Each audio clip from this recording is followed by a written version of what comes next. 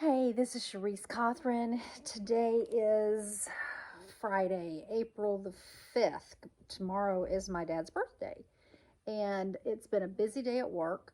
I had a couple of clients that I needed to get pre approved, and I had one that I unfortunately had to tell her, "You're not ready."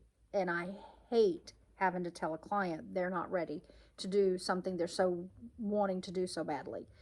Um, it was because of her credit. So that's what I wanted to share some thoughts with you on credit and what to do about that.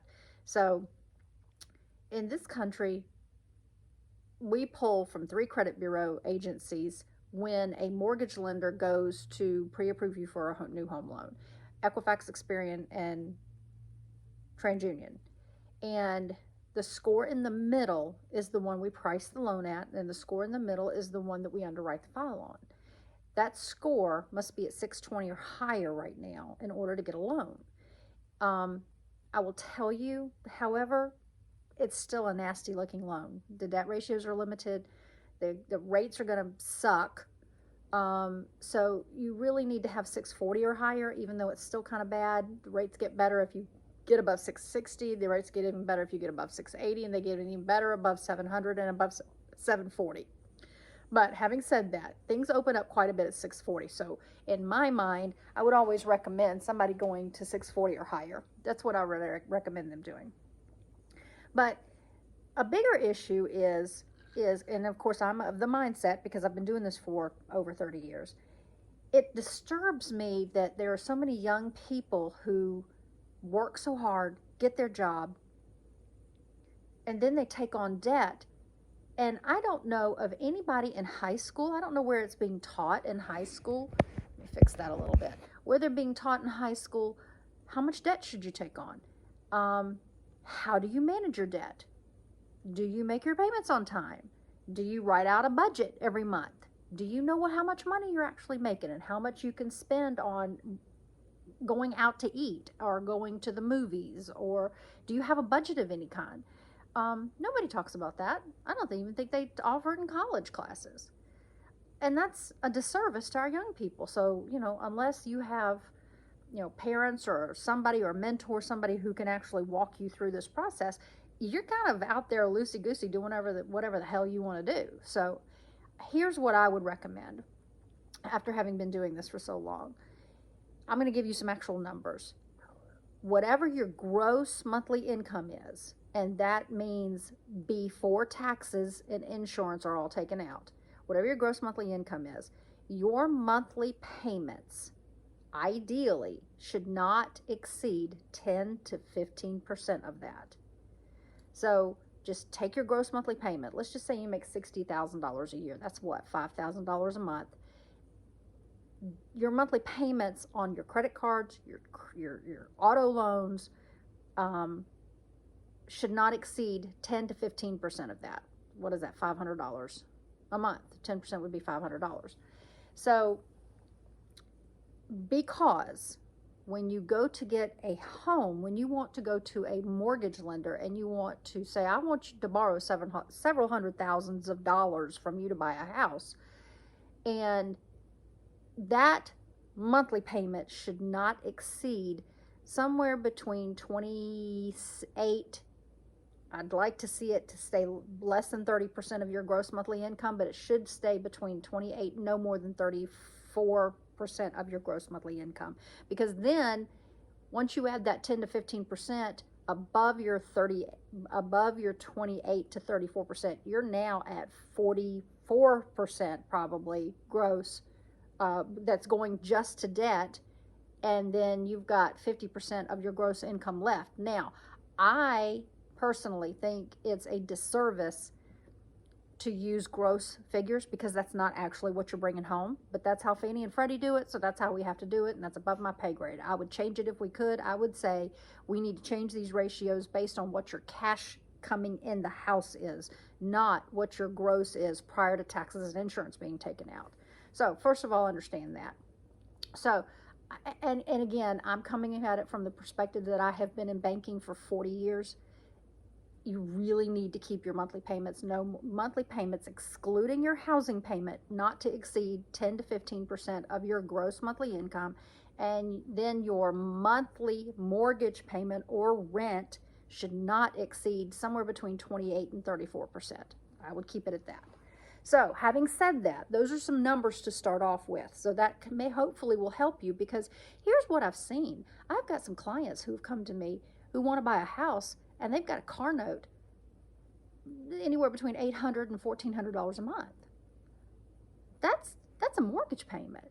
You kind of look at it and you're kind of like, what the hell? I mean, do you want to buy a house or do you want to buy a car? Do you want to live in your car? You need to make some decisions. So I'm hoping to help you get into a mindset of everybody's got to make their priorities. If having a really nice car at $800 to $1,400 a month is a priority, then by all means do that. But just remember that unless you're making a crap load of money, you're not going to be able to afford a mortgage with that kind of monthly payment on a car note. So I frequently, if I see something like that, I'm like, hey, can you, oh, hey, everybody, let me stop a second. Let me introduce you to Donut. This is Donut. This is my little companion. She's my little Maltipoo. Anyway, you are not going to be able to afford a monthly mortgage payment like most of us who make regular middle income kind of people. You're not going to be able to afford it if you've got a $800 to $1,200 a monthly car note. I mean, if you're making $60,000 to $80,000 a year, why do you need an $80,000 car or even a $50,000 car? I mean, just think about that. That's a mindset. Think about that a little bit. Keep your monthly payment on that and your credit cards no more than 10 to 15% of your gross monthly income. That's what you need to be thinking about when you go buy and go into debt. Now, on top of that, I cannot encourage this enough. You have got to make your payments on time. Now, I'm not talking about, oh, life happens, we had a medical emergency. That happens. People get into trouble all the time. Lord knows I've experienced it in my own family. And you just work through that problem. But I run into too many people who at a young age have said, oh, I want to buy a house. And yes, you're in a position that you make money. You should be able to buy a house. But guess what? You've not managed your debt. You have not paid your bills. You have not made them on time. I'm constantly seeing people who just, don't pay attention to making their payments on time, and they've got 2, 3, 4, 30-day late showing up on their credit bureau, and oh my gosh, that's decreased their credit scores by 60 to 75%. And now either your rate's going to be a lot higher than it would be had your credit score been higher, or you're not going to be able to get a loan at all. So think about this. When you have a car note or you have minimum monthly payments due on your credit cards or whatever debt it may be, think about putting them on an auto bill pay. Think about either going into your bank account, I love auto bill pay, and having that automatically set up to be deducted from your account at a certain day every single month. That way you're never going to show up late. Your mind, because everybody's busy, just make sure the money's in the account. And then at the end of the month, go and update your checking account and make sure that you know what money you have left that you can go spend on various movies, out to dinner, or whatever. But that's a good way to start. Keep your monthly payments on extra debt between 10 to 15% of your gross monthly income, and make sure you manage your debt where you're making your payments on time every month. Use auto bill pay. Every single bank's got auto bill pay. That's an easy way to handle all that. If you start early, I have seen some young people who have been able to have that mindset that they need to manage whatever debt they have, even if it's very small. They've got 780 credit bureau scores. Young people, 780 credit bureau scores. And I mean, as long as your debt ratios are in line, and that is for another video, I'll do that one another time. That's a no-brainer alone. How wonderful would it be for you to be able to come to me and say, I want to buy a house. We talk about your budget. We talk about what you think you can afford. and I work up a pre-approval by looking at your income. I look at your bank statements. I look at your assets. I look at your credit. I look at your employment. And I come back to you and say, oh my gosh, this is an easy peasy loan. All you have to go do is find the house. How fun is that? Wouldn't you love to be in that position to do that? That is my goal, is to help you prepare yourself so that I can say that you are so ready to go buy a house. You are so ready to go find your dream home. Let me help you make that happen. So, food for thought. I gave you some numbers. I gave you some ideas of how to start easy to try to keep your credit score where they need to be. Now, I'll do another video probably soon on how to repair your credit, because when you do have collections, when you do have charge-offs, when you do have stuff like that, I need to talk to you about, so many people think they're supposed to dispute it. When you want to go to get a mortgage, there's a lot of ins and outs and all that, and I'll get into that in the next video. That's for another time. But let's try to prevent from you having to fix everything, because it sometimes can take a year or two to fix those things. Having said that, that's an easy way to get started.